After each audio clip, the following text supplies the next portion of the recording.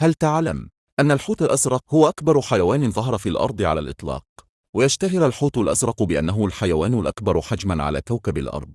تعد إناث الحوت الأزرق أكبر من الذكور، ولكن عموماً يصل وزن الحيتان الزرقاء البالغة إلى 150 طن 150 ألف كيلو جرام، بينما يصل طول أطول أنواعها إلى 34 متر تقريباً، وله لسان يمكن أن يصل وزنه إلى وزن الفيل.